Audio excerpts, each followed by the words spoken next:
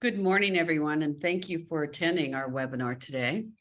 Let me just turn to our next slide here. There we go. We're going to start with a short survey.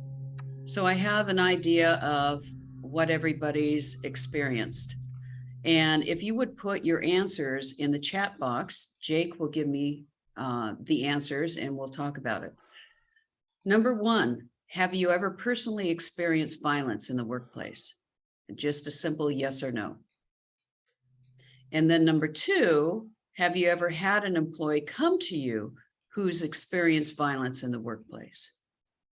If you'd be kind enough to answer that, and then Jake will tell me what the answers are.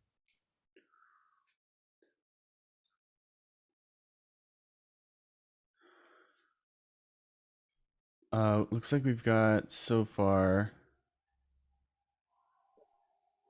about 5-6 yeses and 5-6 nos. On number one, I see a lot of yes to number one, a couple nos, two, 1, 2, 3.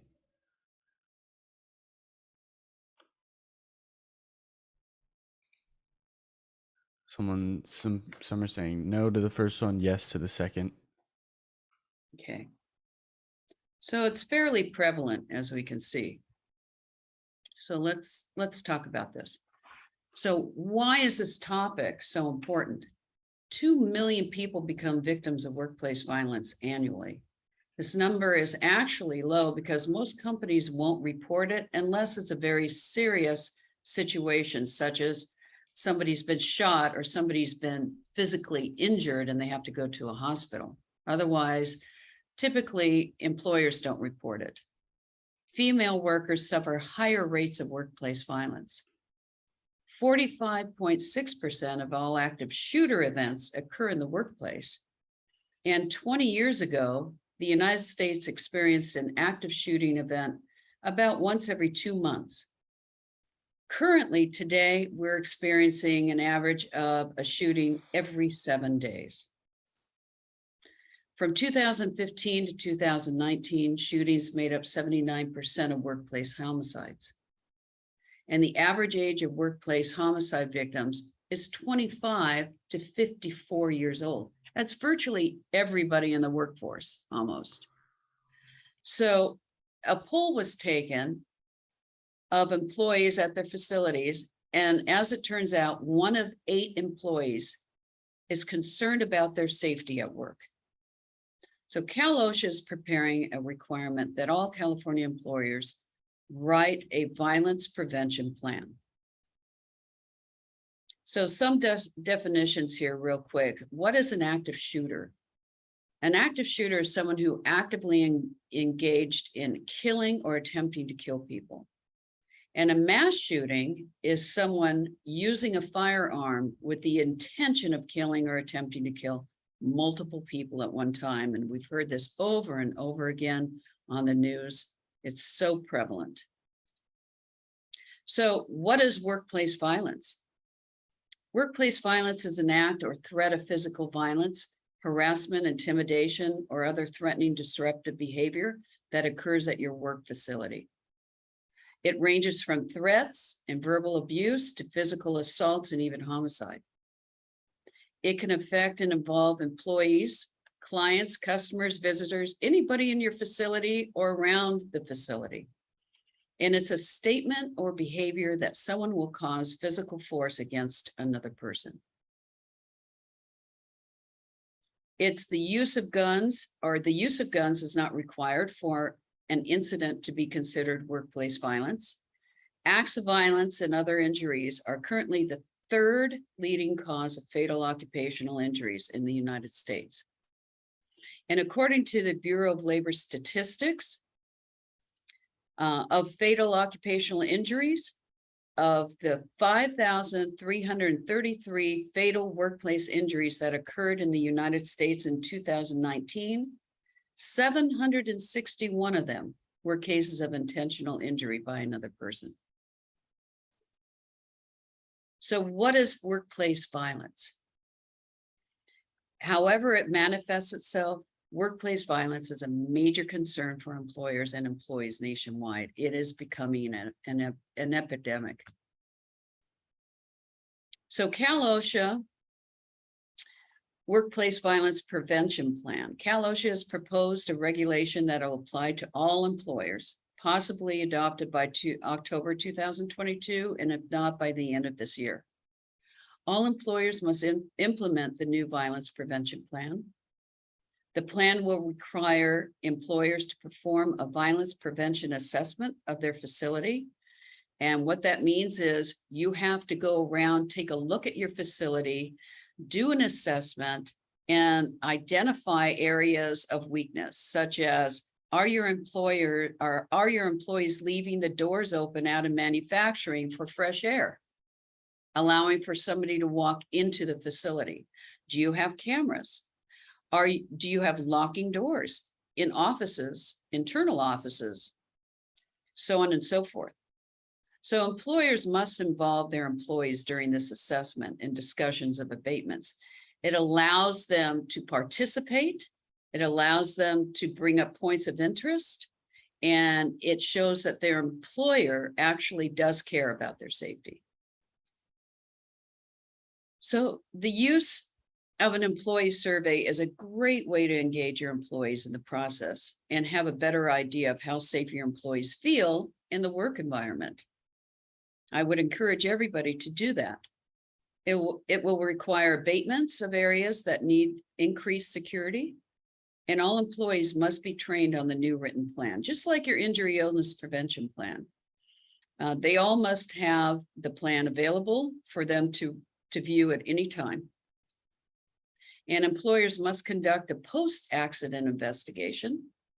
There will be record-keeping regulations, including a violent incident log. Periodically review effectiveness of the plan, and a process for employees to report workplace violence injuries without fear of retaliation. Again, you will want to keep this plan with your injury illness prevention plan. So workplace violence comes in many forms. We're not talking just somebody being shot or stabbed. This is pushing, shoving, kicking, verbal hostility, sending threatening messages through emails. It's phone calls, posting on social media. It's biting, spitting on somebody, pinning somebody down against something, or the use of an object to harm somebody with. It could be a knife, or of course, it could be the use of a gun. So what is the violent personality? What is that? A violent personality is one that involves a variety of factors and background experiences, much like their upbringing. And some of these factors are listed below. That would be childhood victimization, attachment deficits, reduced capacity for empathy. I see a lot of that out in the workplace. Witnessing parental violence, personality characteristics, narcissism, disregard for social norms, serious neglectful upbringing, tendency for aggression, history of animal abuse and cruelty. So it could be traditional views about gender roles, or their impulse or beliefs supporting abuse and rape. It could be somebody who's been raised with permissive style of parenting. All of these could apply. So what is a violent behavior? Lack of attention or respect from one's peers. This is what examples are. Having low self-esteem or self-worth. Experiencing neglect or abuse. Witnessing violence in the home. Loss of your home. Of course, COVID-19 pandemic has created a great deal of emotional distress and stress and depression. It could be mental health issues, drugs and alcohol, access to weapons, breakup or divorce, child custody issues. That's a huge one. Illness or death of a family member or child, loss of wages or a layoff, severe financial issues, another big one, and inability to keep a job. Contributing factors can cause stress, depression, agitation, anger, increased mental illness, sadness, sorrow, lack of control, lack of restraint, and lack of self-worth. So let's talk about the security of your facility. What are some of the challenges that companies face? Currently, with COVID-19, we've really experienced a change in people coming and going in your facility. More employees are working remotely, and oftentimes many of these will not have a set schedule. They can come and go as they please or as needed. They might have varied work schedules. And do you know who's in the office at any given time? You have rotating days off and split shift schedules, changes in physical locations and facility layouts.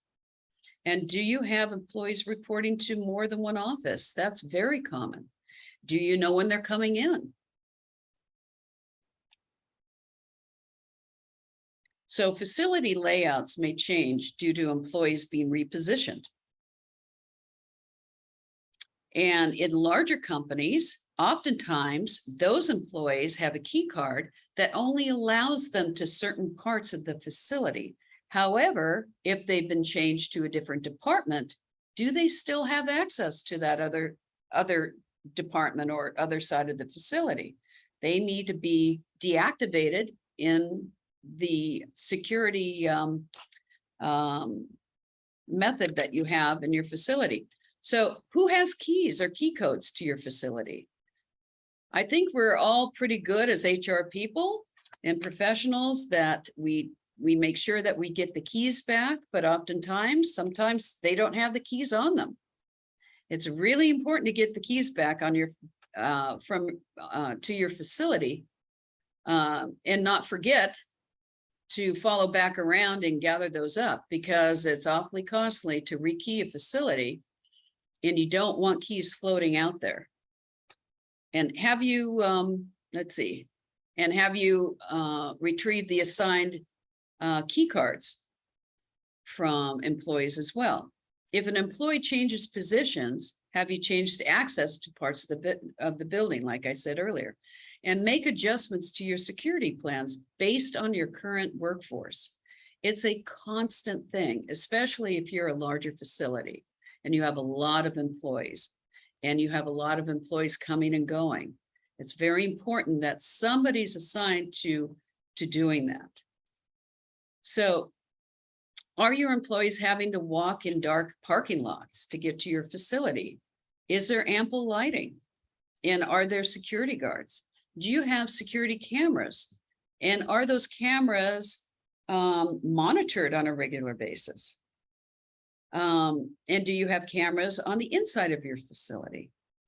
You do need to continue to review and update your harassment, weapons, cybersecurity policies, and plans for your company. And you'll want to add and update policies to your employee handbook as well. So incorporate safety and security training for all employees. Workplace office security. Have you tested your alarm system? Oh my gosh, I cannot tell you how many times I've seen a keypad, whereas nobody has the key code to set the alarm off. Or if they do, the owner is the only one, and of course he's out of town or she's out of town, or it's written down somewhere, but no one can remember.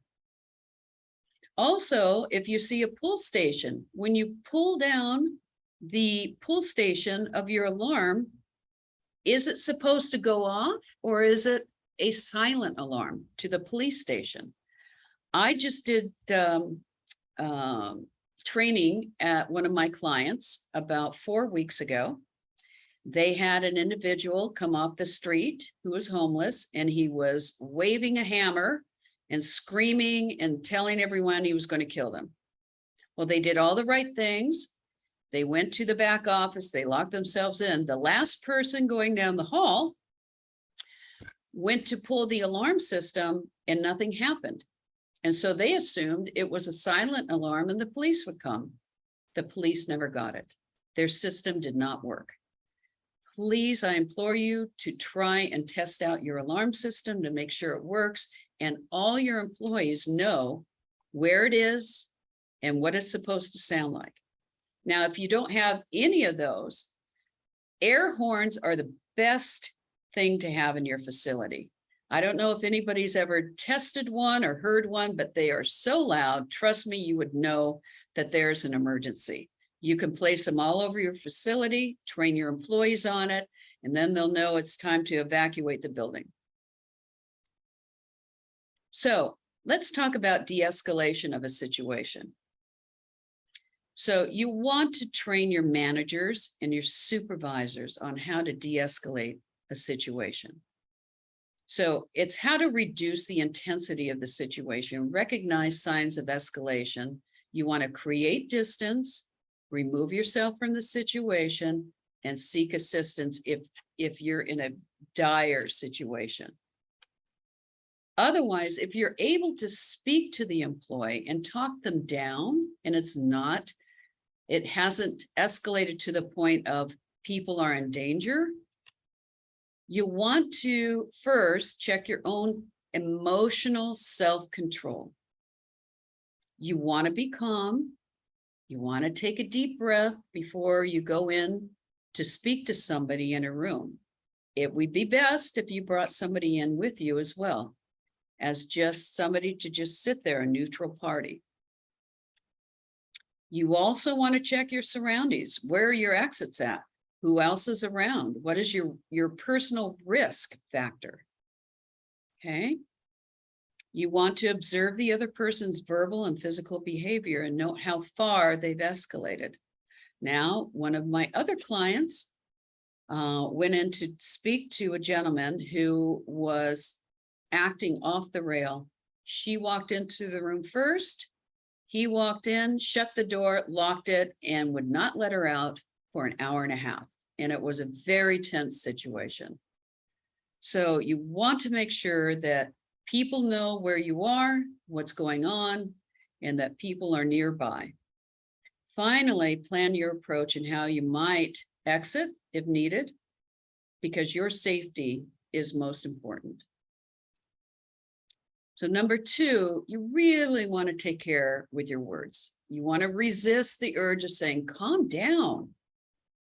Think about how you'd feel if you were upset. And remember, your emotions affect your words. And if you're fearful, they'll show up in the way that you speak. Watch your tone and the volume of your voice.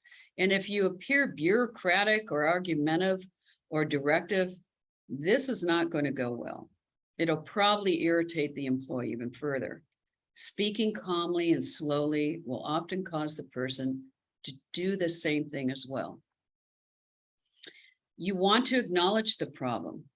You can't avoid the elephant in the room, so you want to name it and deal with it. Acknowledge the emotion and ask open-ended questions to seek understanding, such as, I understand you're upset. How can I help out? You're clearly angry. What's going on? So you want to caution by asking a person if they're upset, but it's how you ask them. And when they clearly are, it'll lessen your credibility and likely earn you a rude response. Oops. Let's see. So you want to be a great listener. While maintaining a safe distance, use your body positioning and nonverbal actions to show the person that you're there to listen, okay? You want to orient yourself towards the person, open up your arms. So oftentimes, if you yourself are nervous about the situation, you're going to come in with your arms crossed and your eyebrows are all frowned. and your eyes are squinted and you're tense. If you walk into a room like that, it will not be well. You're not going to end the conversation well. Open yourself up, move your arms down to your side, raise your eyebrows and make respectful eye contact. You want to invite them to talk to you. And remember, it's not about you. Use small verbal encouragements to let them know you're listening. And resist the urge to interrupt and ask your next question. And be empathetic. Dealing with their emotions is an effective diffusing technique. Be empathetic. Explore their feelings by using non-judgmental questions. Express your goal to try and comprehend where they're coming from. Use open-ended questions that can help you understand the situation, like, I'd like to hear more about how you're feeling. Use their name if possible and express that. We will get through this and we will sort this out together. It makes them feel part of a safety net, if you will, by doing that. And use silence. I know that in a normal conversation, it would often be awkward, yet it can be very helpful in angry confrontations. Using silence helps a person slow down their thinking and regain their composure, and it also buys you some time. It leads into a silence break when then a statement such as, that's an important point. Give me a minute. Let me think about that. You know, we've covered a lot of ground and I need a moment to collect my thoughts, what we just talked about. That's going to keep everybody calm. And give choices. People often become angry or violent because they feel like they've lost control of a situation. They feel like somebody has either done something to them or is not doing something for them. Providing them with choices helps them regain control of themselves. It refocuses the individual on their issues, and if possible, offers them some choices, such as, I can take down your compliment or your complaint in writing, or would you rather write this yourself in your own words? Or do you want me to tell, or do you want to tell me what happened first, or how this made you feel? You really want to talk to them, get down and be genuine and be empathetic when you speak to them. Your overall goal is to respond to these situations confidently, effectively, and safely. There's no one-size-fits-all approach to managing aggressive and abusive conduct, but being prepared is critical to successful diffusing a situation. And remember, failing to prepare is preparing to fail.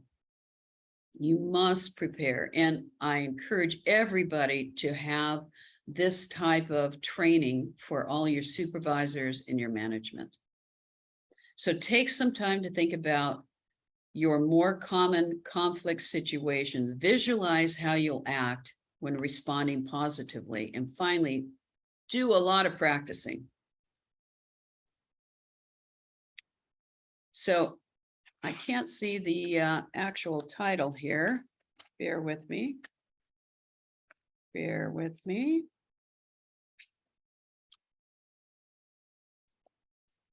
Let's see. Okay. How can workplace violence hazards be reduced? In most workplace, there are risk factors that can be identified. The risk of assault can be prevented or minimized if employers take appropriate precautions. One of the best protections employers can offer their workers is to establish a zero tolerance policy towards workplace violence. What I find out in the workplace is that the zero tolerance policy, it becomes a little wishy-washy. It doesn't apply to their favorite workers, and it only applies to the non-favorite workers. It needs to apply to all workers. This policy should cover all workers, patients, clients, visitors, contractors, everybody that comes to your facility. By assessing the work sites, employers can identify methods for reducing likelihood of incidents occurring. And OSHA believes that a well-written, implemented workplace violence protection plan combined with engineering controls, administrative controls, and training can reduce the incident of workplace violence in both the private sector and federal workplaces. This could be a separate workplace violence protection program, or it can be incorporated into your safety and health program, into your employee handbook, or manual of standard operating procedures. It's critical to ensure that all workers know the policy and understand that all claims of workplace violence will be investigated and remedied properly. In addition, OSHA encourages employers to develop additional methods as necessary to protect their employees in high-risk industries. So we've come to the end, and here's one last survey for you. If you'd be interested in learning more about violence in the workplace and supervisory management training, please let us know, yes or no.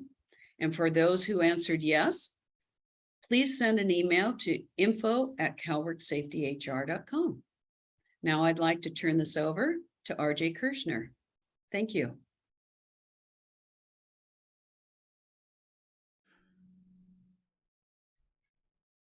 Thank you, Cindy.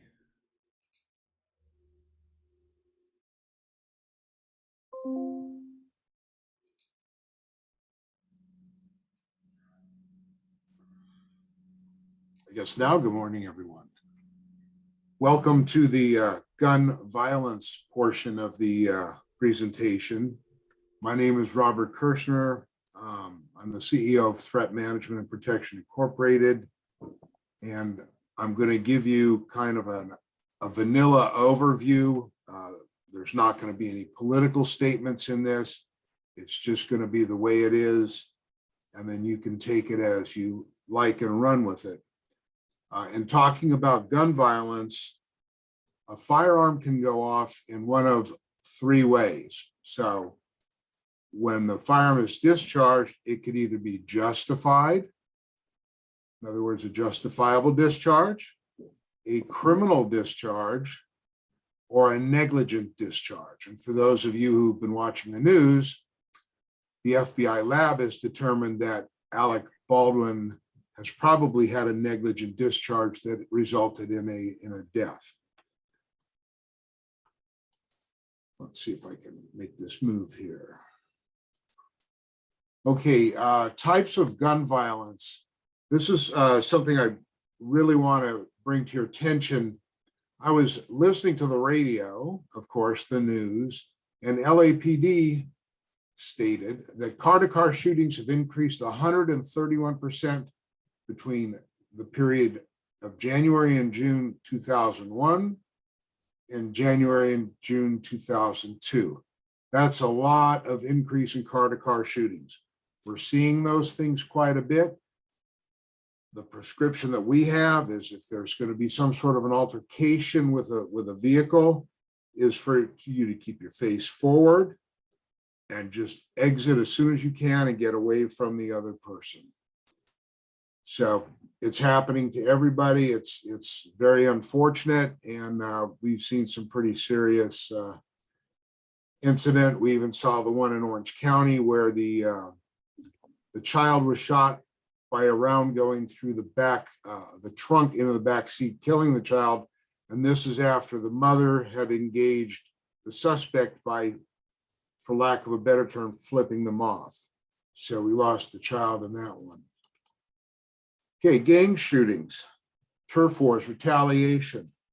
Most recently, or not actually most recently, the guilty verdict was recently, but the Nipsey Hussle, the Marathon Clothing, and that was a workplace. He was having an open house in the Crenshaw district.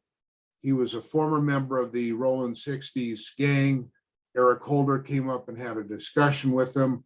Apparently words were exchanged, and then Holder came back and shot him multiple times.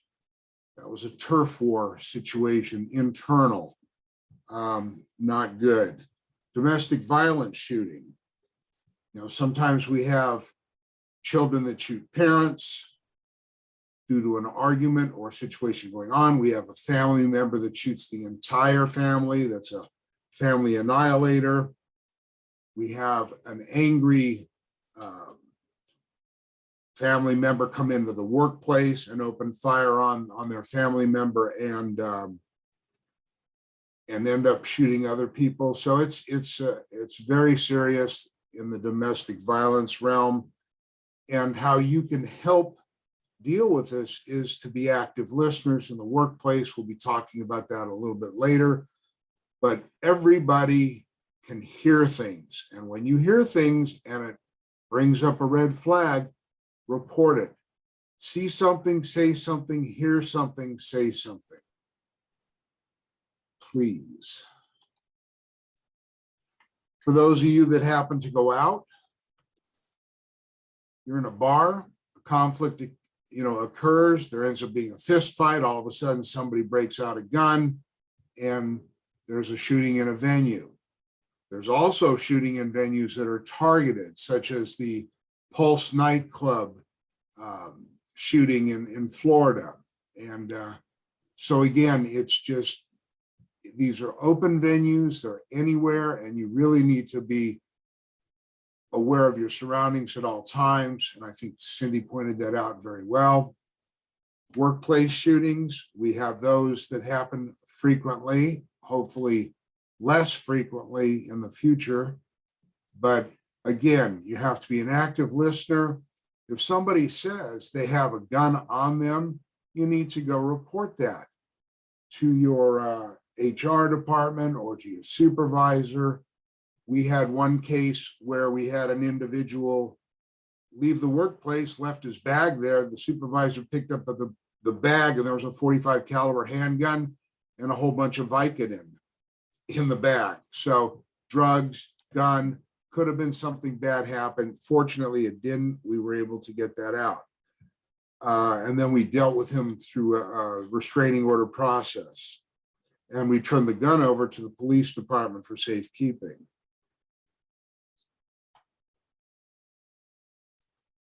School shootings. I hate to say it, I've been there. My kids went to a school in Aztec, New Mexico. Two of the kids were in class that day, and there was a homicide at the school, and ultimately resulting in a suicide. Two kids were killed, but one of my kids was in a classroom where they had evacuated everybody into the storerooms, got down on the floor, and shots were actually fired going through the drywall over their heads. Pretty scary situation. And unfortunately, there was 2 casualties plus the shooter. Could have been a whole lot worse. Religious institutions, the big one was the down in Orange County was the Taiwanese church, where the man went in there and really prepped the place by chaining the doors, doing things to keep people from exiting, and then he opened fire. Fortunately, there was a very heroic individual who was a physician, and he picked up a chair and bashed the guy, and the rest of the congregation tied him down. Unfortunately, the physician was killed during the process of this. And then we have criminal shootings. How many people remember our little 7-Eleven, our little 7-Eleven rampage in one day? They hit 7 or 8 7-Elevens, some in LA County, mostly in Riverside, San Bernardino, and Orange County. And fortunately, they're being prosecuted in Orange County and not LA County, because again, Orange County's district attorney has a much stronger stance towards prosecution of the criminals. And then here's the big fancy description: multi-casualty incident. For the purpose of statistical keeping, 4 or more deceased, not including the shooter. But again, you can have 3 deceased, 17 wounded, and it's a multi-casualty incident. But again, for the purpose of statistics, that's the official description. And now I have a couple neat little statistics for you. We came up in California on the top 65 dangerous cities with high homicide rates.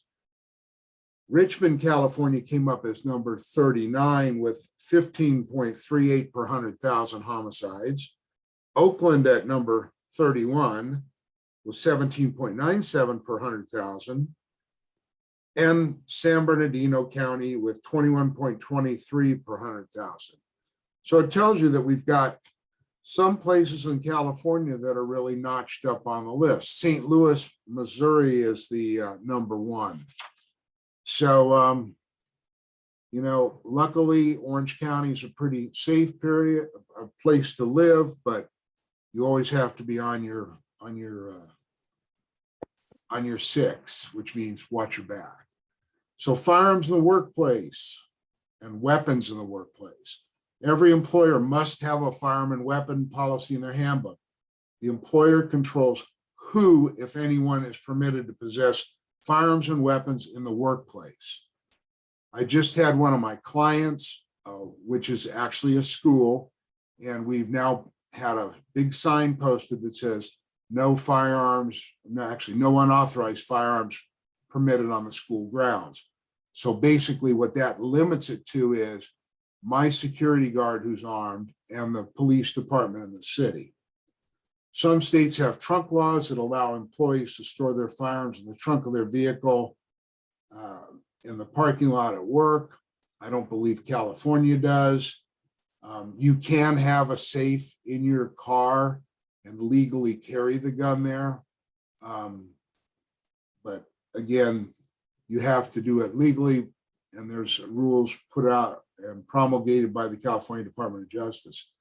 Now, recently, the Supreme Court of the United States had an opinion that removed the good cause requirement or just cause requirement for concealed weapon permits, which has opened the floodgates for good people with no criminal records to apply for a concealed weapon permit. The problem with that is the training is very short, very small, and the people really don't have they go through a very short period of training and don't have a good grasp of the responsibilities, the deep responsibilities that are required if you're going to carry a gun. There was an incident recently in a mall in Indiana where active shooter went into the mall, 2 people were killed, and an armed citizen shot and killed the shooter. And of course, I don't believe they're going to charge the armed citizen, but it was in a mall owned by Simon Properties, which has a no firearms policy.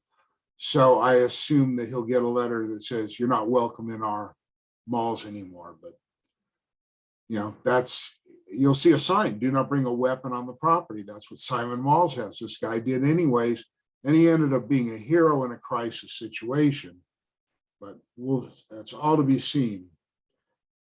Okay, an active shooter. This is the definition, the DHS definition, active shooter or active killer, because remember, it's not always a gun that does it. It's a knife, it's a car, it's a forklift, it's a hammer, it's anything that could hurt somebody, excuse me, describes a perpetrator of a type of mass murder marked by rapidity, scale, randomness, and often suicide. Department of Homeland Security defines an active shooter as an individual actively engaging in the killing or attempting to kill people in a confined and populated area. In most cases, active shooters use firearm, and there's no pattern or method to the selection of their victims. So sometimes we have targeted violence and targeted victims, and sometimes we have somebody that just goes off the deep end and really has a situation and just opens fire. Excuse me. Profiles of an active shooter or killer. And here it is, no profile exists. Research indicates there may be signs or indicators.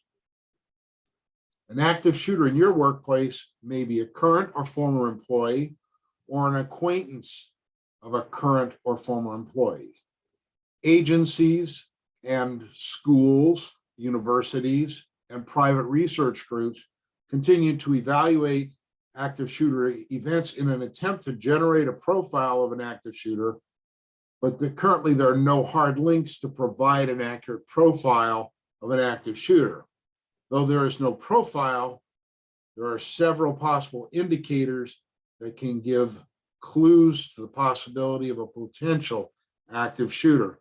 And of course, the most recent, most serious event was Uvalde, Texas, where the shooter was known as school shooter when he was in high school. And nobody really made a note of that or did any real interventions. The FBI, in its study of pre-attack behavior of active shooters, opined the following characteristics of their study group of mass casualty shooters. The first big stressor is mental health, 62%. Financial strain, job-related, conflicts, peers, friends, school, parents, other family members, marital problems, drug, alcohol abuse, physical injury, sexual stress or frustration, criminal problems, and civil problems. And I clustered all the different kinds of conflicts under item 4. Statistically, the greatest percentage of time spent was 1 to 2 months planning an event. That was 26% of the shooters. And the next lower was 24%, which was right about at 30 days. And the least time preparing was less than 24 hours at 28%. So they take a long time to plan it out, what they're going to do. And when they're ready to, for lack of a better term, pull the trigger, it's a one-day deal. 1 to 7 days was at 26%, 8 to 30 days at 22%. And I always like to joke that N does not always equal 100%. There's some other minor factors in there. And firearm acquisition, 40% of the firearms were legally purchased. So the system's already there to vet people to purchase a firearm. California has a 10-day waiting period. Some states that use the what they call the NICS system, which is the federal system, it's a 3-day waiting period or a hold. So there's going to be some time to acquire it, but some people already had them. Some people, they were possessed and by family members, 11% borrowed or taken from others, 6% stolen. We see a lot of firearms that are stolen involved in events. I know you're going to ask me about something else soon, but we'll get to it. These are some of the pre-incident indicators of an active shooter. Workplace reference of employee behavior. Employees don't snap, but display indicators of potentially violent behavior over time. If these behaviors are recognized, they can often be managed and treated. So this is where it's see something, say something, hear something, say something. Indicators of potentially violent behavior by an employee may include depression, withdrawal, repeated violation of company policies, constantly being late, leaving early, explosive outbursts of anger or rage without provocation, behavior that may suggest paranoia, management is against me, my supervisor doesn't like me, just things like that. But the more they say it, the more serious it becomes. Increasingly frequent mentions of problems at home, whether it's marital problems, problems with their kids. There's just a number of things that happen outside of work that can affect work. Escalation of domestic problems into the workplace. I have an account right next to my office. It's a large manufacturing facility. I have guards there. One of the employees' wives called him. He came to the gate. Comes to the gate, wife pulls up and dumps all of his clothes in the street right in front of the gate. So that kind of spilled over in the workplace. We don't know what he's going to do back in the workplace or what he's going to do at home. Talk of severe financial problems. You know, financial problems is the number 2 indicator. Talk of previous incidents of violence. Talk about when they've had fights elsewhere, problems at a Little League game. We just recently had a homicide that occurred where one of the players' parents shot and killed the coach. That's the end of a person's life is living, and that's the end of that guy, the shooter, who's a father's life as he knew it. Empathy with individuals committing violence. If for instance, somebody having empathy with the Uvalde shooter, why would they have empathy with them? Why would they feel sorry for them? Those are the questions. Why would you feel that way? Well, he was abused and all that. And maybe you might want to ask that person, well, were you abused like him? It's a didactic kind of situation when you're talking to somebody in these situations. Increased unsolicited comments about firearms, other dangerous weapons, and violent crimes. I did an assessment on a kid who made a threat against the principal in his school.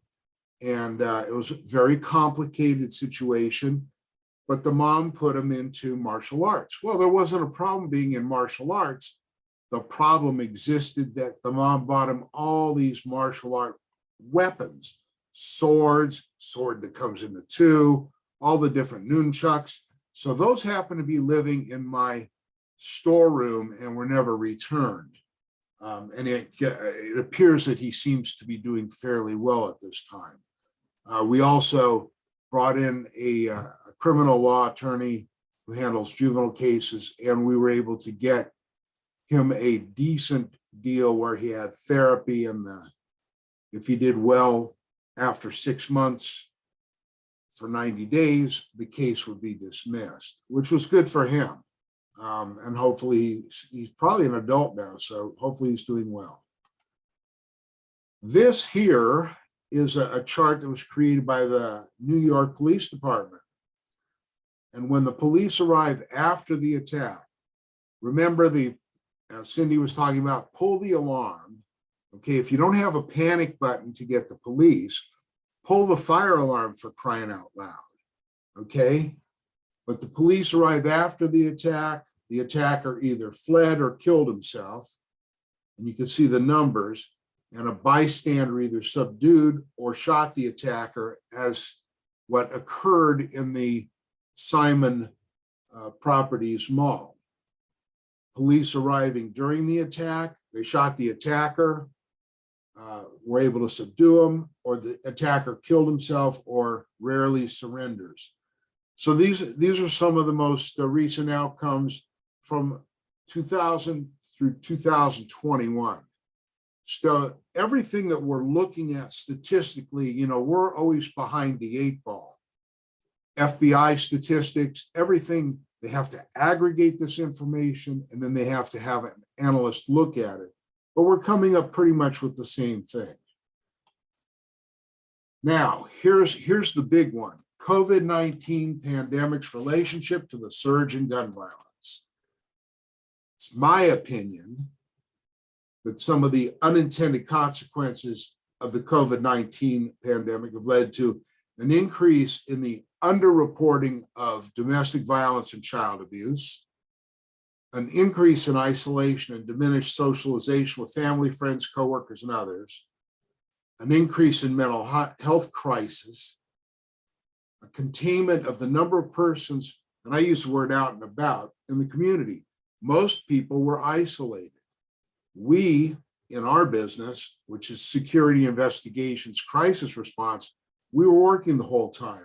So we were seeing the roads were pretty empty, the freeways were empty.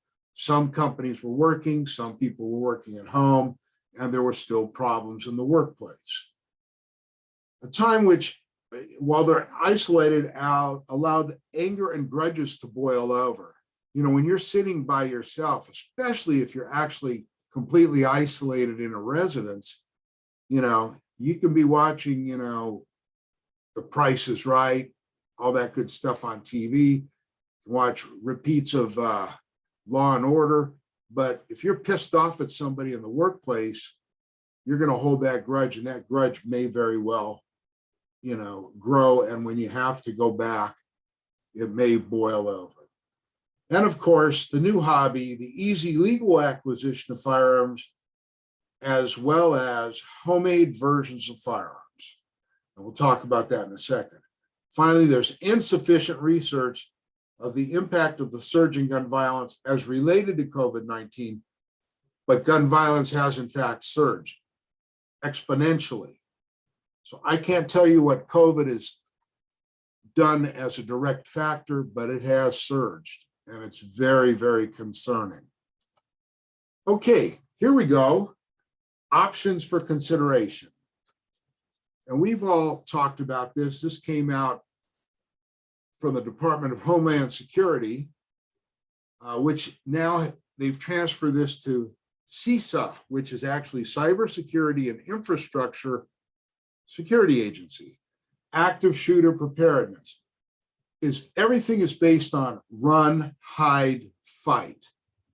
So if you can get out of there, you get out of there. You have situational awareness of all your exits at all times, whether you're in the mall, whether you're at work, whether you're in a religious institution, whether you're in a doctor's office. We've had cases at Hogue in the 520 building on Superior. Somebody was dissatisfied with some work that a urologist did. He went up there and shot and killed him. Fortunately, when that incident occurred, they did have a great exit plan, were able to clear the building, and the police were able to come to the building and secure it and deal with the situation. And some people had to hide. Nobody at that time had a fight because everybody was able to get out of that doctor's office except for the victim. So run, hide, fight. There is training out there that's available for workplaces that should be done on a yearly basis. Active shooter training. And it's active incident training, because somebody can come in with a knife. We see that in the UK frequently, where they're attacking people with knives as opposed to a gun. We've seen homemade guns. So it's important. You really might want to consider active shooter training in your yearly training protocol.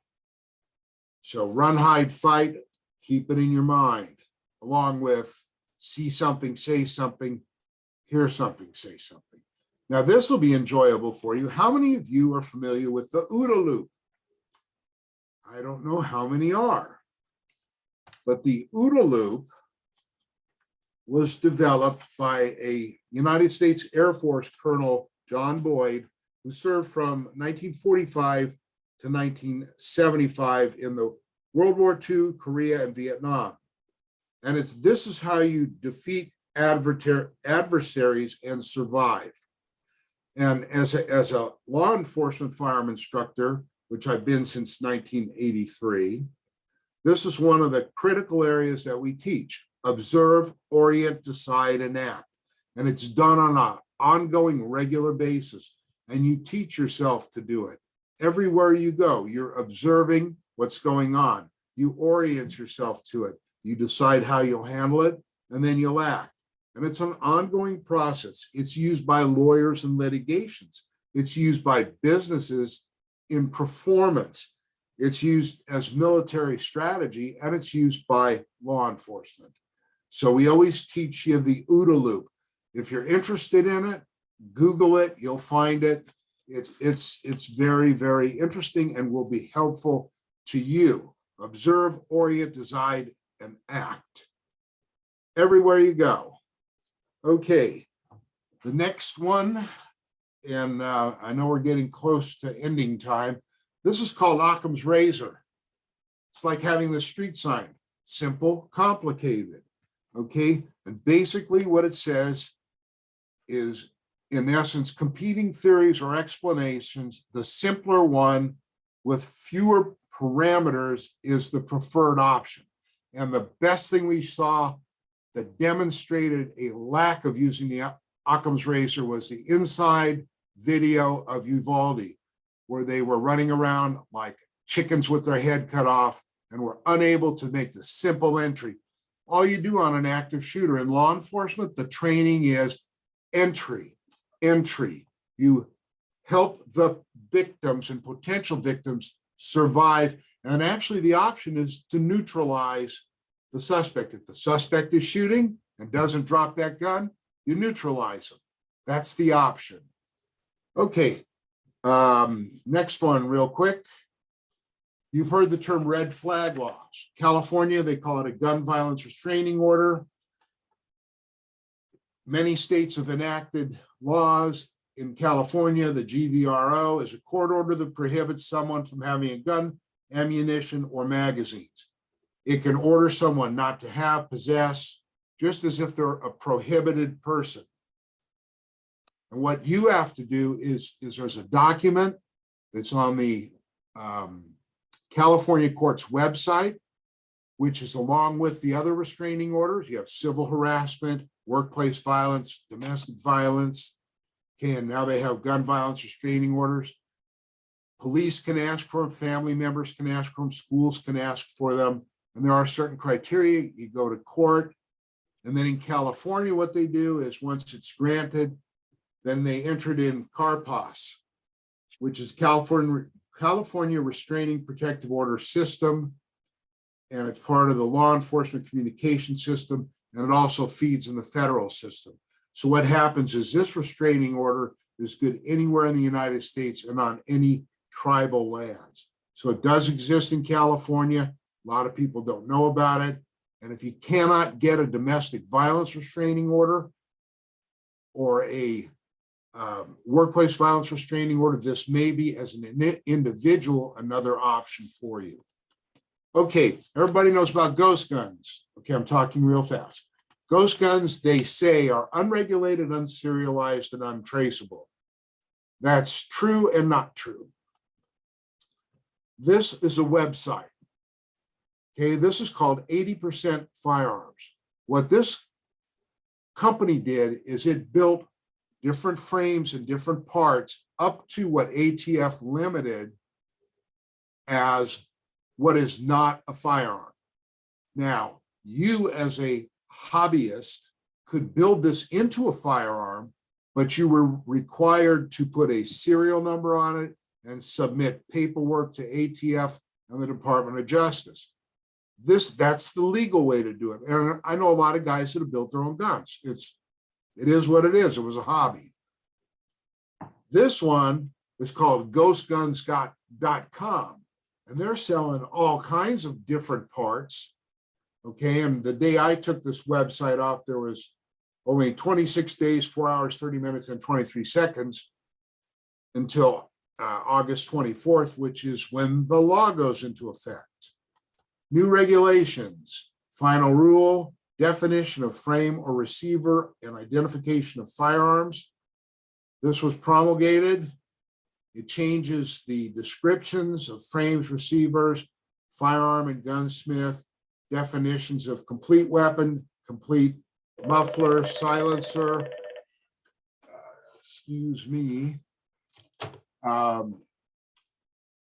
and other items. And it becomes effective on August 24th. So there goes the ghost gun regulations by the feds. And this is the end of my presentation. I'm the CEO of Threat Management and Protection Incorporated. I run the Top Gun Training Center. We teach people how to gunfight. If you own a firearm and you want to protect yourself, we teach you how to do that. I thank you for my time. My phone is ringing.